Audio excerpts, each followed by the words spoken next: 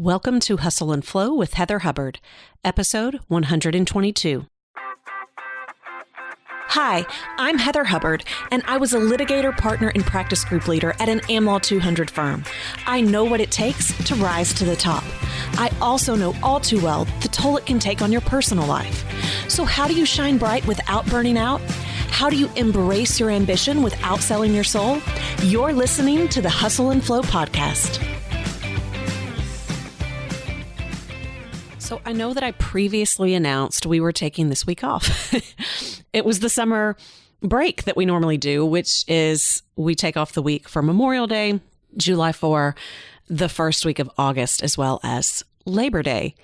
And I've kind of been stewing on something, and I just really want to get it out. All of July is already mapped out. We already have the guests lined up. All of the topics are already ready to go. And so this is really on my heart, though, and I want to share it. So I'm breaking my own rules, and I'm recording what I think might be a shorter than usual episode, but you never know once I get going. Just to come on and really talk about this concept of playing bigger, going after your dreams. This has been coming up for me a lot. I have always been a big dreamer. My earliest memories, I was a big dreamer. There was nothing I ever wanted more as a child growing up than paper. This may sound ridiculous, but I wanted pads of paper. No matter what store we went in, I didn't really want toys. I wanted to go to the aisle with the supplies, and I wanted pads of paper for all of my ideas. And I would map out, like I would draw these buildings that I was going to buy, these companies that I was going to lead. And I have no idea where that came from because there was no one in my family who, owned companies or they weren't doing any of these things. I assume that maybe I got these ideas from TV. I don't know. But I've always wanted to do really big things. In the third grade, I wanted to become the first woman president, and that was genuine, and it's why I became a lawyer. I'm sure I've shared this story before, maybe in episode 1, I don't know. But I've always had these really big dreams, and those have never really gone away. What I have found is, as a child, it was easy to talk about those big dreams.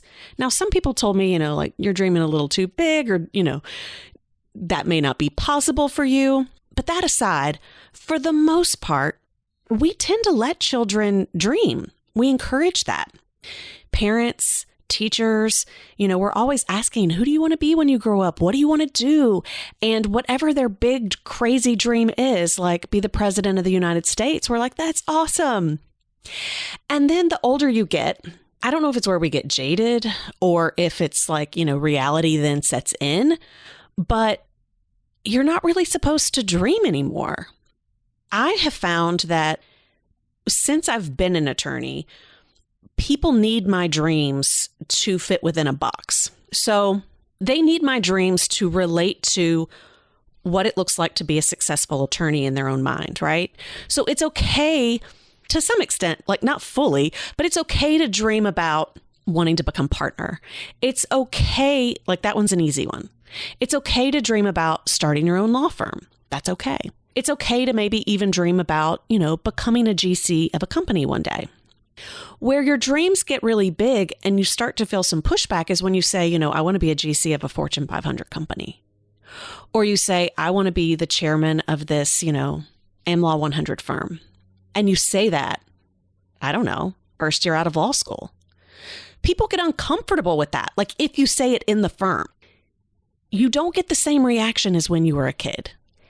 And by the way, this is coming up in an episode that's already been mapped out. Sometimes you're seen as competitive from your peers or from others, and they don't like that. It makes them feel uncomfortable. And I think people still have these dreams, but if you're like me, like you start to learn that you don't say them out loud. It's not always seen in the best light. So you have to be really careful with what you're willing to say you want. And for the most part, it needs to be like 1 or 2 steps right in front of you because that's what people can handle and accept. So you learn to soften it for others. And I've also seen, I don't have children, but I have seen women with children who go after big things or have big dreams. And I hear others criticizing them or judging them, saying, they should focus on being a mom or they should focus on their career. Like they shouldn't do both. And I just think if I had kids, I can only imagine how much harder that message is and how you really have to soften what you say you want in life because others just don't like it. They can't handle it. And we talked about this a little bit in the episode on the fear of success, episode 120, The Big Leap. When you're in your zone of genius, people don't always feel comfortable. They need you to be in that zone of excellence. That's where you excel and where they can rely on you, and you make their world safer and easier to digest. But for those of us that have those really big dreams, you start to feel alienated when you can't fully show up and share what those are. And I'm always careful with what I share. I know I shared a little bit at Life in the Live last year about where I want to see the company going. And that was a really vulnerable place for me to put that out there. Not just because I'm worried what people think or what they're, that they're going to judge me, but belonging has always been something I have struggled with since I was a child because I have always been different. What I want to talk about from the moment I was a small child was very different than what the other children wanted to talk about. And when I had these big dreams, or I would share that I really wanted something, or that I was, competitive for something, when I was focusing on, what I wanted to achieve when they were focused on something else, I was an outsider. I've learned to be a chameleon, and I think that I have really high EQ. I fit in with most people and in most situations, and most people feel comfortable around me. And I like that, right? I want other people to feel comfortable around me. But in many ways, I don't show up as my true self, because when I do, and when I share what I really want to be talking about, and when I share my really big dreams, I can see on their faces how uncomfortable they are. And so again, it's not the judgment or the criticism. It's that I don't feel seen or heard, and that doesn't feel safe for me. And so I show up not inauthentically, right? It's still who I am, but it's only part of who I am, because when I show the full me, not that it's rejected, but when it's not understood, it just creates this sense of loneliness, or a reminder that not everybody gets me. And I think there are more people out there like that. And I don't talk about this too much because I actually have a hard time finding people out there like that who have such big dreams. And I think there are a lot of people, one, who aren't always willing to share those dreams because people can't handle it, or they're not willing to even admit what they are because they're not even sure if they're attainable. In the presentation that I gave at GalCon in April, and it's still been sitting with me. I've been wanting to do that presentation for a while. And, a lot of times things are for me just as much as anyone else. But I asked the questions, and I saw on social media how it really resonated with people, and you guys are grappling with it.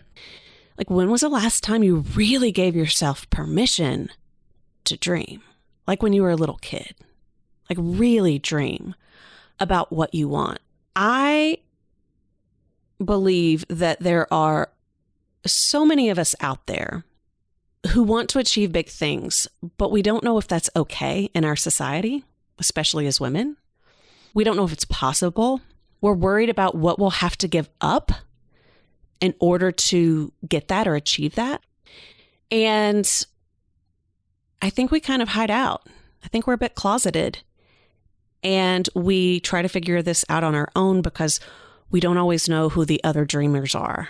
And when I say a big dreamer, I'm not just talking about a dreamer. I'm talking about an achiever, because you take action.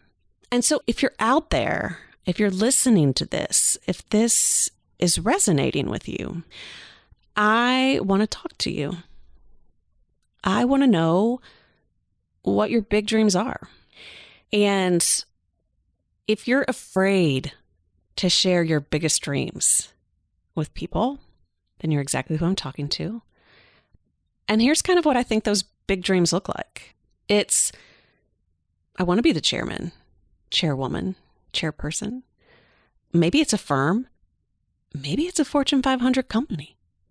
Maybe you want to be Richard Branson.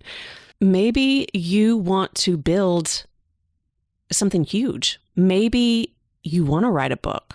And I don't mean, a small book. We can all publish books these days. But I'm talking about a book that you are really wanting to get in millions of hands. Maybe you want to be a New York Times bestseller. Maybe you want to be on huge stages. Maybe you want to get into politics, run for Congress. Hell, run for president. Whatever it is for you, if you have big dreams and you're not sure if they're possible, or even if they're possible, in the next 10 to 15 years, but there's a part of you that still really, really, really wants to go after those dreams. Maybe there's a little sadness or grief around not being able to go after them.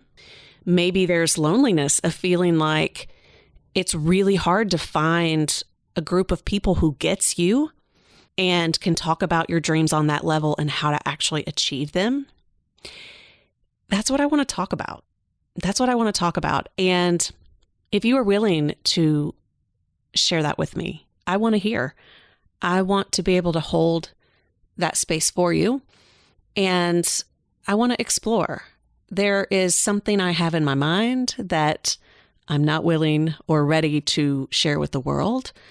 But if that's you, if you are feeling like you are playing really small, even when the rest of the world tells you that you're doing really big things, but you know you were meant for more, and there's a part of you that's ready to start taking action. Maybe you're already taking action, but you do need to be willing to do it, right? So I can't get on the phone with everybody. So if it's just a dream that's in your heart, but you know that you're not actually going to do anything about it, if you know that you're not actually going to take action, I highly encourage you to share your dreams with someone.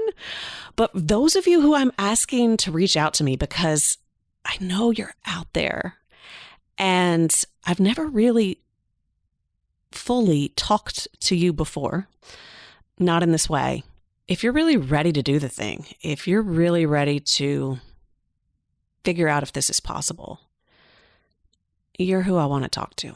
And again, it's going to be just a safe place to chat and explore some ideas together.